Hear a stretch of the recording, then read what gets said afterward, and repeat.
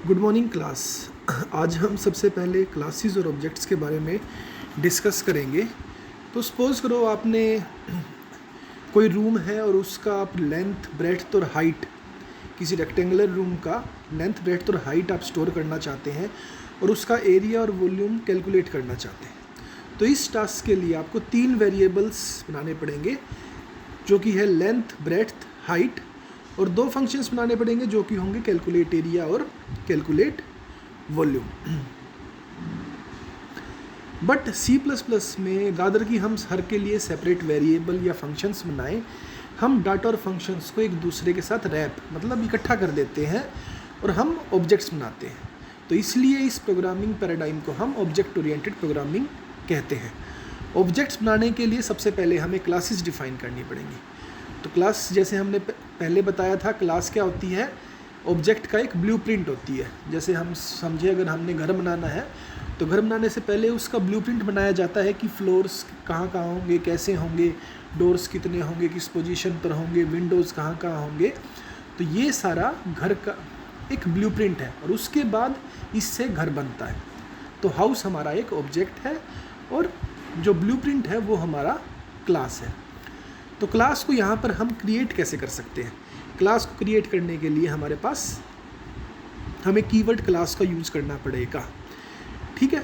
उसके बाद हमें क्लास का नाम लिखना पड़ेगा और क्लास की बॉडी को हम करली ब्रैकेट से डिफाइन करते हैं। पहले करली ब्रैकेट ओपन होगा, फिर करली ब्रैकेट क्लोज होगा और आखिरी में हम सेमीकोलन से उसको टर्मिनेट करेंगे।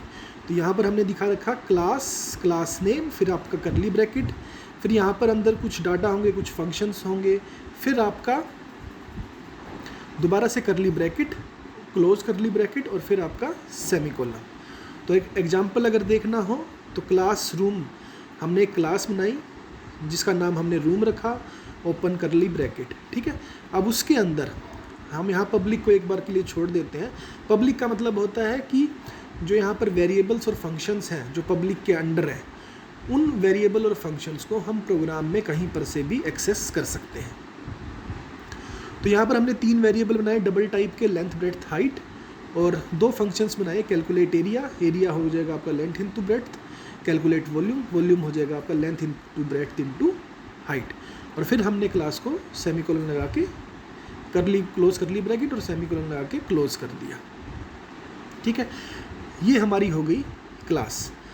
तो यहाँ पर मेंबर फंक्शंस क्या होंगे? लेंथ ब्रेड्थ हाइट, ये आपके मेंबर फंक्शंस हैं और ये दोनों ये आपके मेंबर वेरिएबल्स हैं और ये दोनों आपके कैलकुलेट एरिया और कैलकुलेट वॉल्यूम आपके मेंबर फंक्शंस होंगे। अब ऑब्जेक्ट्स कैसे बनाएंगे? क्लास तो हमने डिफाइन कर दी, बट क्लास सिर्फ ऑब्जेक्ट की स्पेसिफिकेशन बताता है, कोई भी मेमोरी या स्टोरेज उस वक्त एलोकेट उसको नहीं होती। तो उसके लिए हमें ऑब्जेक्ट्स बनाने पड़ेंगे। तो ऑब्जेक्ट्स बनाने का तरीका है, पहले हम क्लास का नाम लिखेंगे जो हमारे पिछले केस में था रूम, और उसके बाद जो ऑब्जेक्ट बनाएंगे उस ऑब्जेक्ट वेरिएबल का नाम होगा, ठीक है। तो जैसे हमने रूम बताया था, तो रूम के अगर हमने वेरिएबल बनाने हो तो रूम 1, रूम 2, ऐसे यहाँ पर रूम 3, रूम 4। तो पहले में हमने एक फंक्शन के अंदर ऑब्जेक्ट्स के वेरिएबल बनाए और दूसरे में हमने मेन फंक्शन के अंदर ऑब्जेक्ट्स के वेरिएबल्स बनाए हैं।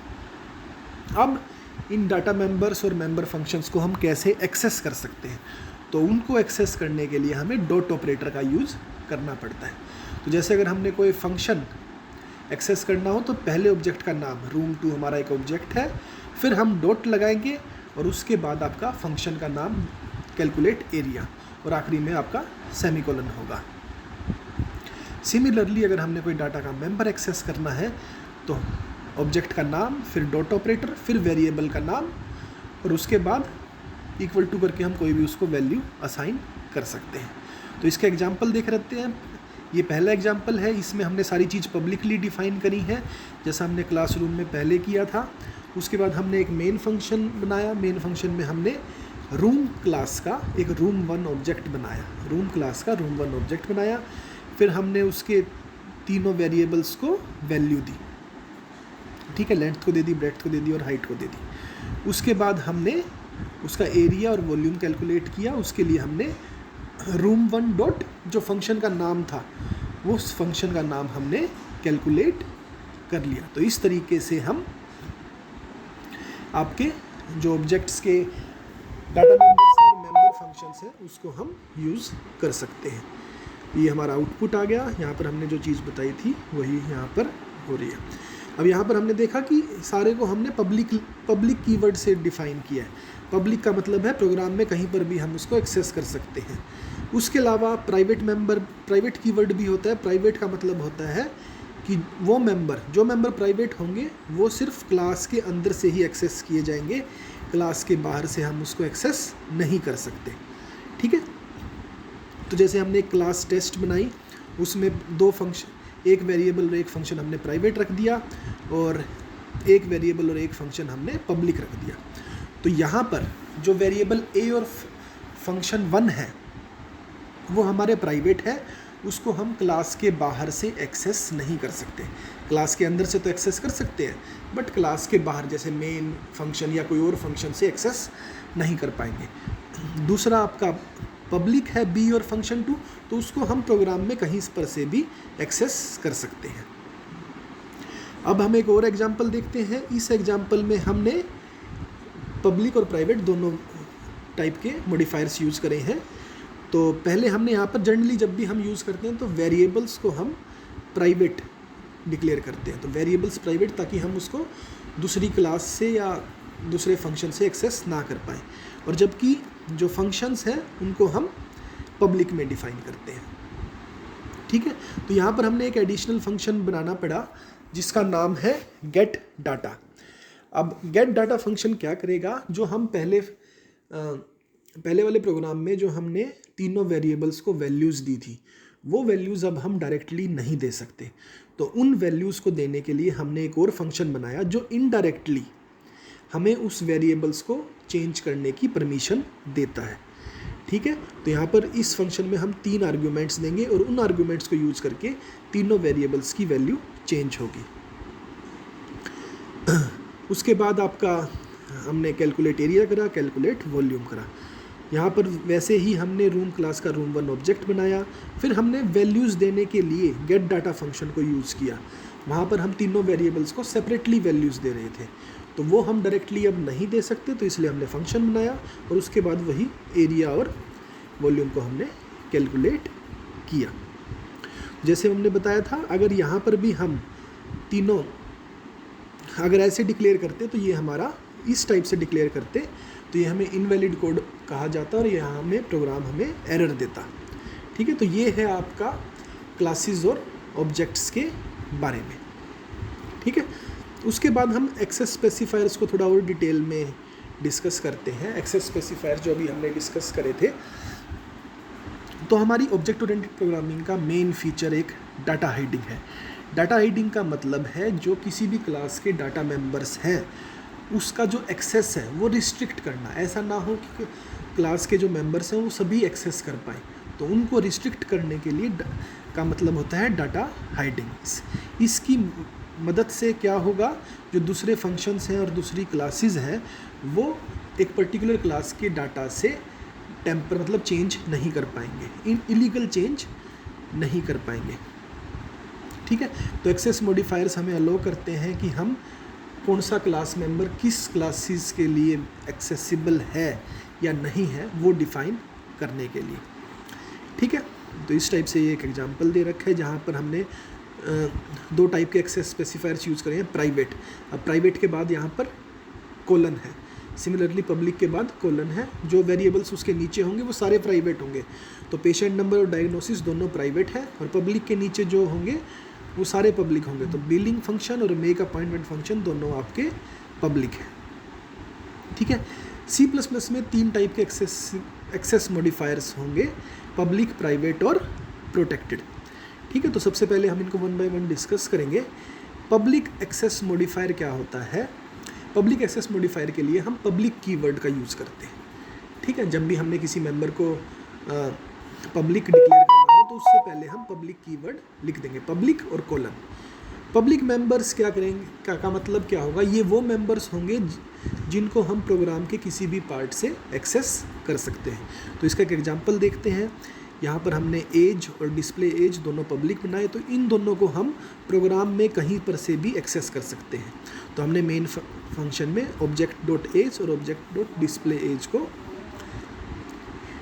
यूज़ किया, तो प्रोग्राम में हम कहीं पर से भी इनको यूज़ किया जा सकता है। दूसरा टाइप है आपका प्राइवेट। प्राइवेट किसी भी मेंबर को प्राइवेट अगर डिक्लेयर करना है तो उसके लिए हम प्राइवेट कीवर्ड का यूज़ करेंगे। प्राइवेट कीवर्ड का मतलब है कि ये मेंबर सिर्फ क्लास से एक्सेस हो सकते हैं, क्लास के बाहर से एक्सेस नहीं होंगे। इसके अलावा ये जो मेंबर्स हैं वो फ्रेंड क्लासेस और फ्रेंड फंक्शन से भी एक्सेस किए जा सकते हैं। फ्रेंड क्लासेस और फ्रेंड फंक्शंस हम आगे इन फ्यूचर डिस्कस करेंगे। तो इसका एक एग्जांपल देख लेते हैं। यहाँ पर हमने एज को प्राइवेट कर दिया और डिस्प्ले एज पहले की तरह पब्लिक है। तो इस फंक्शन में हम सिर्फ डिस्प्ले एज को डायरेक्टली फंक्शन में यूज कर पाएंगे और एज को हम यूज नहीं कर पा सकते। ठीक है, तो इस प्रोग्राम में हमने क्या किया, पहले एक वेरिएबल बनाया एज इनपुट, उसके बाद सैम्पल टाइप का एक ऑब्जेक्ट बनाया ऑब्जेक्ट 1, फिर हमने यूजर से एज इनपुट मांगा और उस एज इनपुट को यूज करके हमने एज को डिस्प्ले किया। ठीक है, तो यहाँ पर सिर्फ हम डिस्प्ले एज यूज कर सकते हैं। अगर हम ऑब्जेक्ट 1 डॉट एज यूज करेंगे तो वो हमारा एरर आ जाएगा। तीसरा आपका प्रोटेक्टेड होता है। प्रोटेक्टेड एक्सेस मॉडिफायर को हम जनरली इनहेरिटेंस में ही यूज़ करते हैं, और जब भी हमें किसी वेरिएबल को प्रोटेक्टेड बनाना हो तो उसके आगे हम प्रोटेक्टेड कीवर्ड लगा देते हैं। प्रोटेक्टेड मेंबर का मतलब ये है कि वो within the class access हो सकते हैं और उसके अलावा डिराइव्ड क्लास से एक्सेस हो सकते हैं। तो जैसे हमने बताया था, इनहेरिटेंस में 2 टाइप की क्लासेस होती हैं, एक बेस क्लासेस जो एग्जिस्टिंग क्लास होती है, दूसरी डिराइव्ड क्लास जो उस बेस क्लास से हमने डिराइव करी है। तो डिराइव्ड क्लास में भी प्रोटेक्टेड मेंबर्स को हम एक्सेस कर सकते हैं। तो इसका एग्जांपल अभी हम डिस्कस नहीं करेंगे क्योंकि इसमें इनहेरिटेंस का यूज़ है। जब इनहेरिटेंस यूज़ करेंगे तब हम इसको थोड़ा सा डिटेल में डिस्कस करेंगे। तो ये था आपका एक्सेस मॉडिफायर्स के बारे में। 3 टाइप के आपके एक्सेस मॉडिफायर्स होते हैं, पब्लिक, प्राइवेट और प्रोटेक्टेड। उसके बाद आपके स्ट्रक्चर्स हैं। स्ट्रक्चर्स और क्लासेस बेसिकली काफ़ी सिमिलर होते हैं, और स्ट्रक्चर्स C++ में का बेसिक जो फंडामेंटल है वो नहीं है, वो C से डिराइव किया गया है। तो C में हम स्ट्रक्चर्स का यूज करते थे। एक मेन बेसिक डिफरेंस क्या है, बाय डिफ़ॉल्ट अगर हम किसी वेरिएबल के आगे कोई भी एक्सेस मॉडिफायर अगर नहीं लिखते तो क्लास में वो डाटा मेंबर प्राइवेट माना जाएगा, जबकि स्ट्रक्चर में वो डाटा मेंबर पब्लिक माना जाएगा। इसका क्या मतलब है, सपोज करो हमने कोई वेरिएबल लिखा इंट a, बट उसके आगे हमने कोई भी एक्सेस मॉडिफायर नहीं लिखा, ना तो पब्लिक लिखा, ना प्रोटेक्टेड लिखा, ना प्राइवेट लिखा, तो उस केस में क्लास में तो वो प्राइवेट माना जाएगा, बट अगर वो स्ट्रक्चर का मेंबर है तो स्ट्रक्चर में वो पब्लिक मेंबर माना जाएगा। तो ये मेन डिफरेंस है। बाकी स्ट्रक्चर्स और क्लास काफ़ी सिमिलर है। स्ट्रक्चर भी यूजर डिफाइंड डाटा टाइप है जो नॉन सिमिलर डाटा टाइप्स को स्टोर करने के लिए यूज़ किया जाता है। स्ट्रक्चर को जब हमने डिफ़ाइन करना हो तो सबसे पहले स्ट्रक्ट कीवर्ड का यूज़ करेंगे, फिर स्ट्रक्चर का नाम होगा और फिर उसमें डिफरेंट टाइप के वेरिएबल्स हो सकते हैं। तो जैसे हमने बताया स्ट्रक्चर का नाम, फिर डिफरेंट वेरिएबल्स होंगे और उसके बाद आप करली ब्रेसिस में होंगे और करली ब्रेसिस में आप सेमीकोलन से वो ख़त्म कर देंगे। तो C++ में स्ट्रक्चर्स डाटा मेंबर्स और मेंबर फंक्शंस दोनों ही स्टोर कर सकते हैं। जैसे हमने बताया डाटा मेंबर्स मतलब कोई भी वेरिएबल्स और मेंबर फंक्शन कोई फंक्शन होगा। अब स्ट्रक्चर वेरिएबल्स को जब हमने डिक्लेयर करना हो तो यहाँ पर 2 तरीके हैं। एक तो हम जब स्ट्रक्चर को डिफ़ाइन करते हैं तो उसी के साथ एक वेरिएबल बना देंगे, जैसे यहाँ पर हमने P1 बनाया है। दूसरा तरीका है पहले हम पूरे स्ट्रक्चर्स को डिफ़ाइन करेंगे और उसके बाद मेन में जाके हम उसका ऑब्जेक्ट बनाएंगे या वेरिएबल बनाएंगे। तो वेरिएबल बनाने के लिए पहले स्ट्रक्ट लिखते हैं, उसके बाद स्ट्रक्चर का नाम और फिर उसके वेरिएबल का नाम। सी में आपको स्ट्रक्ट लिखना मैंडेटरी होता था, यहाँ C++ में आप स्ट्रक्ट लिख भी सकते हैं, स्ट्रक्ट नहीं भी लिख सकते, बट स्ट्रक्चर का नाम और उसका वेरिएबल आपने लिखना ज़रूरी है। अब स्ट्रक्चर मेंबर को इनिशियलाइज कैसे कर सकते हैं? अब स्ट्रक्चर के अंदर स्ट्रक्चर के मेंबर्स को इनिशियलाइज नहीं कर सकते, क्योंकि यहाँ पर जब हम स्ट्रक्ट को डिक्लेयर करते हैं तो कोई भी मेमोरी असाइन नहीं होती। उसके बाद जब हम उसका वेरिएबल बनाते हैं तो उसके वेरिएबल को यूज़ करके हम उसके मेंबर्स को इनिशियलाइज करवा सकते हैं। तो जैसे यहाँ पर हमने किया P1 इक्वल टू फिर आपका करली ब्रेसिस में 0 और 1। इसको एक्सेस कैसे कर सकते हैं? एक्सेस करने का तरीका वही है जो क्लासेस का था। आप डॉट ऑपरेटर का यूज़ करेंगे तो P1.x या P1.y से हम इसको एक्सेस कर पाएंगे। तो ये बेसिक था आपका स्ट्रक्चर के बारे में, क्लासेस से काफ़ी सिमिलर है। तो आज हम यहीं तक पढ़ेंगे, नेक्स्ट में कुछ और कंसेप्ट हम C++ के बारे में डिस्कस करेंगे। Thank you.